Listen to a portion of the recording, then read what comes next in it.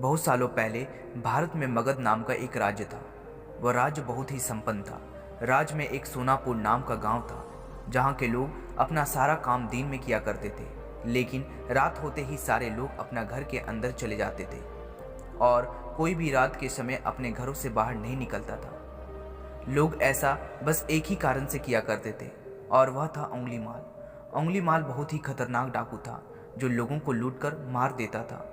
वह लोगों के बीच डर बनाए रखने के लिए मरे हुए व्यक्तियों की उंगलियां काटकर उसका माला बना करके पहनता था।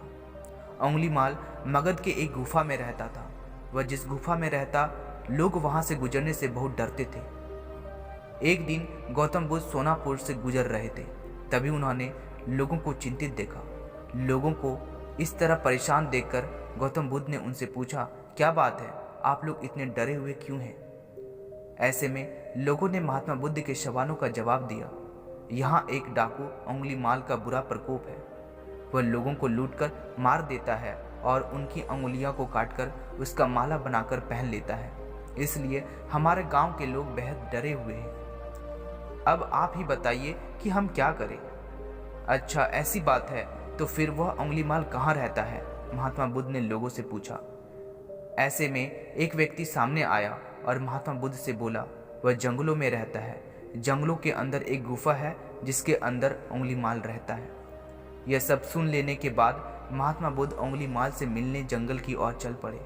सोनापुर गांव के लोगों ने उन्हें रोकने की बहुत कोशिश की, लेकिन फिर भी वह नहीं रुके और जंगल की ओर चल पड़े।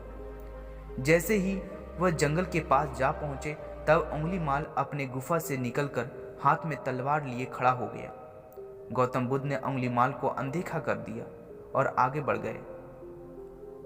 यह देखकर उंगली माल बुद्ध का पीछा करने लगा। पीछा करते करते उंगली माल जोर से चिल्लाकर बोला, ए सन्यासी, रुक जा। तभी महात्मा बुद्ध ने बोला, मैं तो रुक गया, तुम कब रुकोगे? तुम अपनी यह हिंसा कब बंद करोगे? ऐसे में उंगली माल क्रोधित हो गया। फिर उसने गौतम बुद्ध से कहा, सन्यासी, तू मुझे जानता नहीं, मैं इस राज्य का सबसे शक्तिशाली मनुष्य हूं।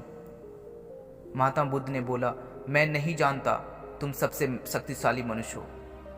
यह सुनकर उंगली माल बोला, अच्छा, अगर ऐसी बात है तो तुम ही बताओ कि मैं ऐसा क्या करूं जिससे तुम मानोगे कि मैं सच में शक्तिशाली हूं। तुम जाओ, उस पेड़ से 10 पत्तियां तोड़कर लाओ, महात्मा बुद्ध ने कहा।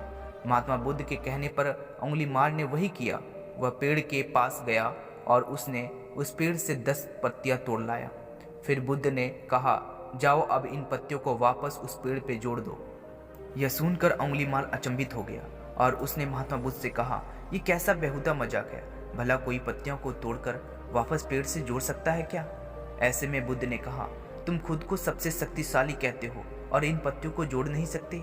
अगर तुम किसी को जोड़ नहीं सकते तो उसे तोड़ो मत। अगर तुम किसी को जीवन नहीं दे सकते तो उसे मारो मत। यह सुनकर उंगली माल की आंखें खुल गई। वह बुद्ध के चरणों में गिर गया और उनसे माफी मांगने लगा। इसके बाद से उंगली माल बुरे काम को करना छोड़ दिया और महात्मा बुद्ध का शिष्य बन गया। इस कहानी से हमें यह सीख मिलती है कि इंसान चाहे कितना भी बुरा क्यों ना हो, वह बदल सकता है।